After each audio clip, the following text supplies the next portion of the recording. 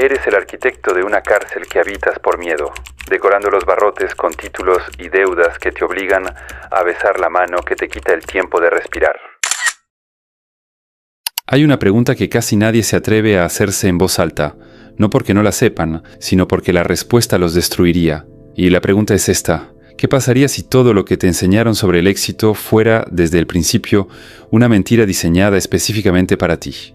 No una mentira burda, no una conspiración de película, sino algo mucho más sofisticado, una mentira construida con amor, transmitida por tus padres, reforzada por tus maestros, validada por tus amigos y celebrada por una sociedad entera que tampoco lo sabe. Piénsalo, desde el día en que naciste, alguien ya había decidido qué ibas a creer sobre el dinero, qué ibas a pensar sobre el trabajo, cuánto valía tu tiempo, y lo más perturbador, quién merecía ser libre y quién no. Hoy no voy a darte una fórmula mágica, no voy a decirte que hagas tal cosa y te harás rico en 6 meses. Lo que voy a hacer es algo diferente. Voy a mostrarte la arquitectura invisible de la trampa, el plano completo, porque solo cuando ves cómo funciona una jaula puedes encontrar la salida real, y cuando termines de escuchar esto ya no vas a poder ver el mundo igual. Empecemos por algo que nadie te dijo el primer día de escuela. Cuando tenías 5 o 6 años y entraste por primera vez a un salón de clases, ocurrió algo que parecía completamente normal. Te sentaron, te dijeron dónde estar, te dijeron cuándo hablar y cuándo callar, te dijeron qué aprender y qué ignorar, te dieron una campana para saber cuándo parar y cuándo continuar.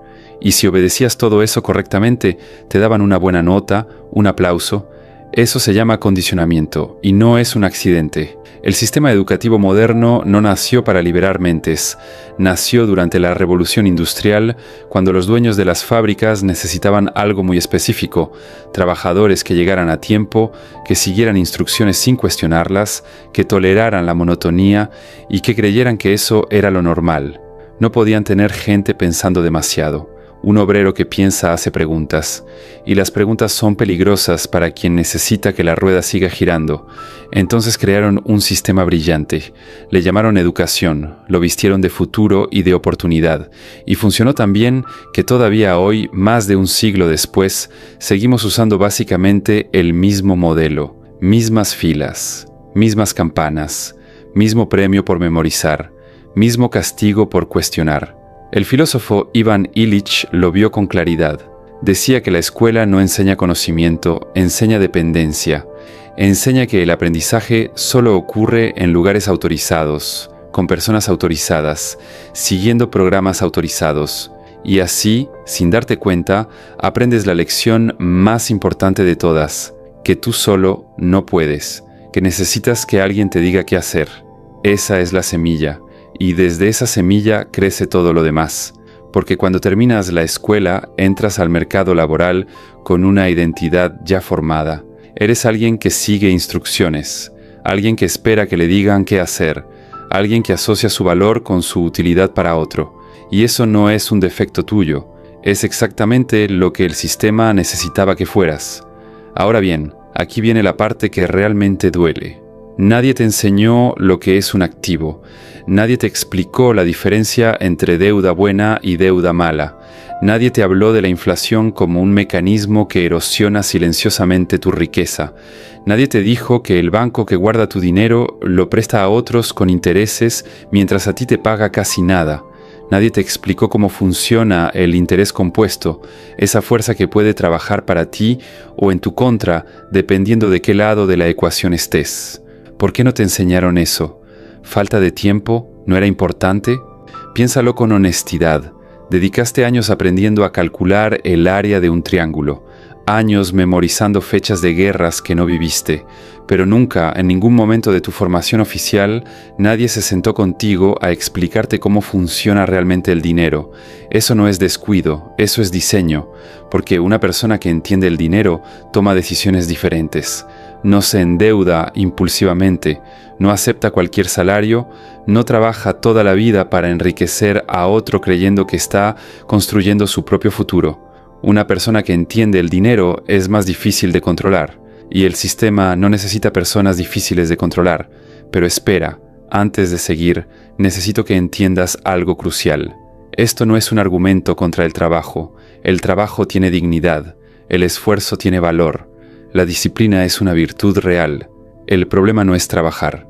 El problema es trabajar dentro de una narrativa que te fue impuesta sin tu consentimiento, una narrativa que te dice que el único camino válido es intercambiar tu tiempo por dinero hasta que ya no puedas más. Esa narrativa tiene un nombre, se llama la carrera de ratas, y su mecanismo es tan elegante que la mayoría de las personas que están dentro de ella creen que están corriendo libremente. Funciona así. Cuando eres joven te dicen que estudies para conseguir un buen trabajo. Estudias, consigues el trabajo da un salario, el salario crea expectativas, las expectativas crean gastos, los gastos crean necesidades, las necesidades crean miedo, el miedo a perderlo todo te ata al trabajo, y el trabajo te da un salario que apenas alcanza para mantener los gastos que creaste porque conseguiste el trabajo, cada eslabón se cierra sobre el anterior. Y un día miras hacia atrás y llevas 20 años corriendo sin haberte movido un centímetro de donde empezaste. El filósofo Epicteto, que nació siendo esclavo y murió siendo uno de los hombres más libres de su época, decía algo que hoy tiene una vigencia brutal. La esclavitud no siempre usa cadenas de hierro. A veces usa hábitos, a veces usa deudas, a veces usa el simple miedo a lo desconocido, y ese miedo profundo a lo desconocido, es el verdadero motor de la carrera, porque aquí está la trampa psicológica más sofisticada de todo el sistema. No te mantienen corriendo con violencia, te mantienen corriendo con incertidumbre, con la amenaza constante de que si te detienes algo terrible puede ocurrir. Puedes perder tu casa, puedes quedarte sin comer, puedes convertirte en alguien que fracasó. Y el miedo al fracaso en una sociedad que mide el valor humano por la productividad económica es casi equivalente al miedo a dejar de existir. El psicólogo Abraham Maslow describió una pirámide de necesidades humanas. En la base están las necesidades de supervivencia.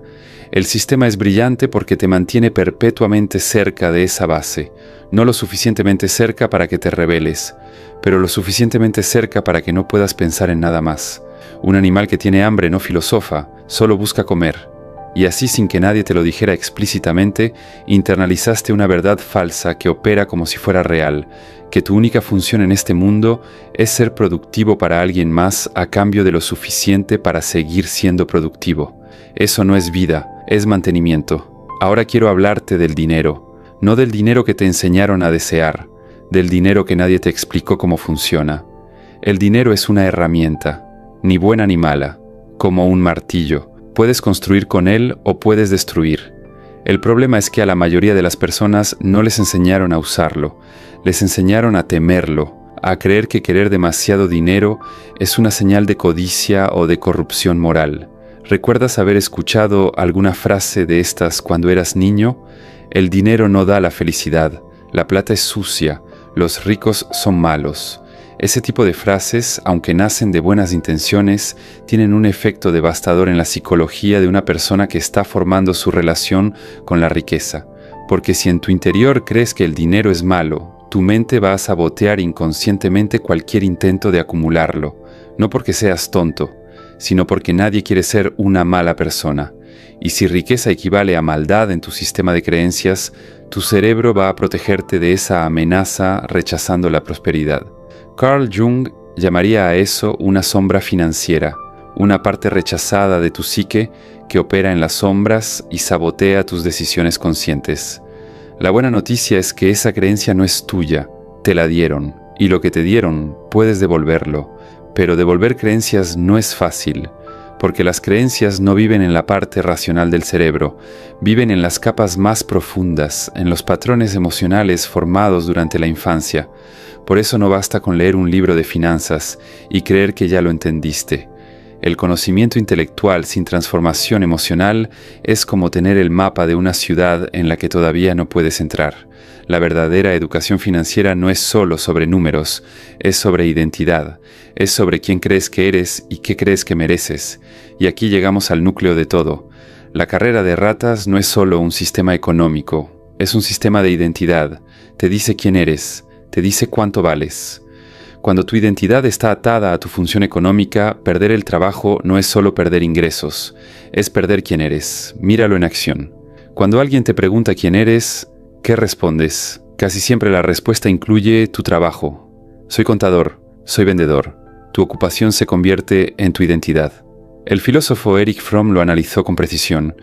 Decía que el sistema necesita que el ser humano se defina por lo que tiene y por lo que produce, no por lo que es. Porque una persona que sabe quién es sin necesidad de posesiones ni títulos es una persona que no puede ser manipulada por el consumo.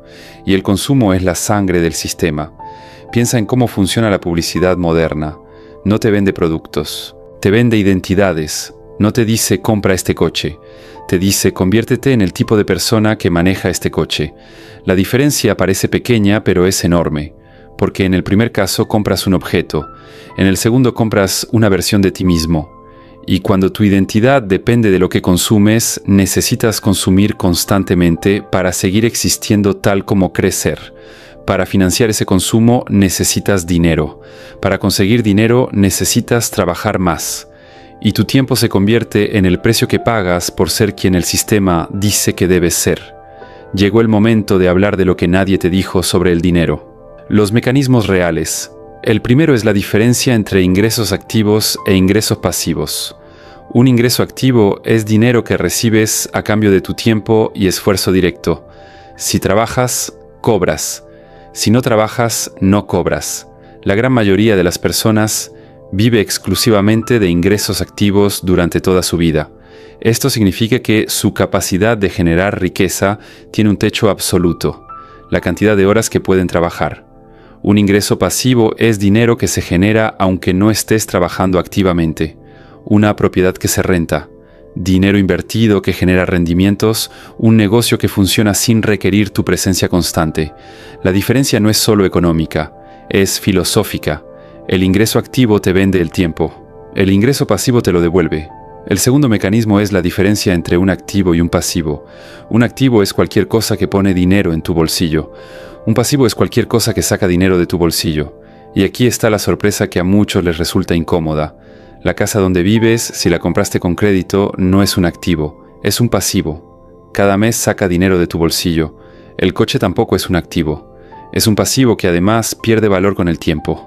El sistema educativo que te formó para ser empleado nunca te hizo esta distinción. No es un accidente. El tercer mecanismo es la inflación. Cada año el dinero guardado en tu cuenta bancaria vale un poco menos porque los precios suben, y mientras tu dinero pierde valor en el banco, ese mismo banco lo presta a otros con intereses, ganando con tu dinero más de lo que jamás te pagará a ti. Pero aquí viene algo importante que quiero que entiendas con claridad. Saber estas cosas no te hace automáticamente libre. El conocimiento sin transformación interior es solo información, y la información sin acción es solo ansiedad más sofisticada. He visto personas que leen todos los libros de finanzas disponibles y siguen atrapadas en los mismos patrones porque el problema de fondo no es de información, es de identidad, de las creencias que operan en las capas más profundas de su psique. Por eso la psicología y la filosofía son inseparables de cualquier conversación honesta sobre dinero y libertad. El psicólogo Viktor Frankl sobrevivió los campos de concentración de la Segunda Guerra Mundial. Perdió todo, su familia, sus posesiones, su libertad física, pero descubrió algo que nadie le pudo quitar, la capacidad de elegir su actitud frente a lo que le ocurría. Y de esa experiencia extrema nació una de las filosofías más poderosas del siglo XX, que entre el estímulo y la respuesta siempre existe un espacio, y en ese espacio vive la capacidad humana de elegir. Ese espacio es exactamente lo que el sistema quiere eliminar. Cuando vives en modo supervivencia, cuando tu cerebro está constantemente procesando amenazas económicas, cuando tu atención está secuestrada por las redes sociales, cuando tu tiempo libre está diseñado para consumir y no para pensar, ese espacio desaparece. Reaccionas, no eliges, y una persona que solo reacciona es predecible. Una persona predecible es controlable. Por eso, una de las primeras formas de escapar no requiere dinero, requiere atención. Recuperar deliberadamente ese espacio entre el estímulo y la respuesta. Hacerse preguntas que incomodan. ¿Por qué quiero lo que quiero? ¿Este deseo es mío o me lo vendieron? ¿Esta decisión la tomo desde el miedo o desde una elección consciente? ¿Este trabajo me acerca o me aleja de la vida que realmente quiero vivir? El filósofo Marco Aurelio, que fue emperador de Roma, escribía en sus meditaciones algo que resuena con fuerza siglos después. Decía que el verdadero dominio no es sobre los otros, sino sobre los propios pensamientos y reacciones. Un hombre que puede elegir cómo responde a las circunstancias nunca puede ser completamente esclavizado. Pero cuidado, esto no es una invitación a la resignación, es exactamente lo contrario. Es la base desde la cual puedes actuar con claridad en lugar de reaccionar desde el pánico. Ahora déjame hablarte del camino de salida, no de la salida mágica, del camino real con sus dificultades incluidas. El primer paso es el más difícil y también el más importante. Se llama honestidad radical contigo mismo. Necesitas mirar con claridad tu situación financiera actual, sin juicio pero sin engaño. ¿Cuánto ganas? ¿Cuánto gastas? ¿En qué gastas? ¿Cuánto de ese gasto es necesidad real y cuánto es anestesia emocional?